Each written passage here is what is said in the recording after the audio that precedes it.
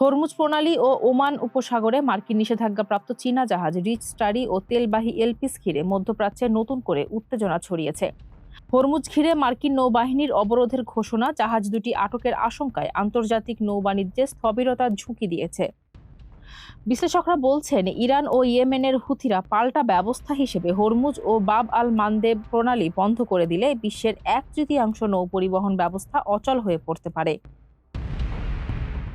সংকট নিরসনে উপসাগরীয় অঞ্চলের সার্বভৌমত্ব ও নিরাপত্তার প্রতি শ্রদ্ধা রেখে শান্তি ও স্থিতিশীলতা বজায় রাখতে 4 দফা প্রস্তাব দিয়েছেন চীনের প্রেসিডেন্ট শি জিনপিং। মঙ্গলবার 14 এপ্রিল বেইজিংয়ের গ্রেট অল অফ দ্য পিপলের আবুধাবির যুবরাজ মোহাম্মদ বিন জায়েদের সাথে এক বৈঠকে এই প্রস্তাব তুলে ধরেন শি। উদ্ভূত পরিস্থিতিতে অঞ্চলটিতে দীর্ঘমেয়াদী স্থিতিশীলতা আনতে ব্যাপক কূটনৈতিক তৎপরতা শুরু হয়েছে। মার্কিন প্রেসিডেন্ট ডোনাল্ড ট্রাম্প মূলত ইরান থেকে চীনগামী তেল ট্যাঙ্কারগুলোকেই লক্ষ্যবস্তু করতে যাচ্ছেন বলেই ধারণা সংশ্লিষ্ট মহলের। মঙ্গলবার ট্রুথ সোশ্যাল পোস্টে মার্কিন প্রেসিডেন্ট ডোনাল্ড ট্রাম্প জানান, 15টি জাহাজ মোতায়েন করে হরমুজ অবরোধ করা হয়েছে।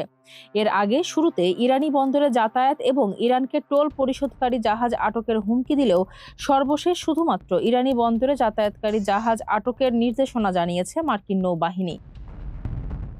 অন্যদিকে হরমুজ প্রণালী ঘিরে তীব্র সংকট শুরু হলেও চীন তেল রপ্তানি অব্যাহত রাখে ইরান।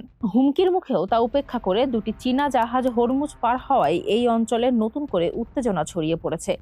ট্রাম্পের হুমকি অনুযায়ী আন্তর্জাতিক জলসীমায় চীনা জাহাজে মার্কিন নৌবাহিনীর আটক অভিযান পরিচালনার শঙ্কা দেখা দিয়েছে। পেন্টাগন যদি এমন অভিযান চালাতে যায়, ছেড়ে কথা বলবে না বেইজিংও। সংঘাত লেগে গেলে বিশ্ব এক ভয়াবহ সংঘাত দেখবে বলেও আশঙ্কা সামরিক বিশ্লেষকদের।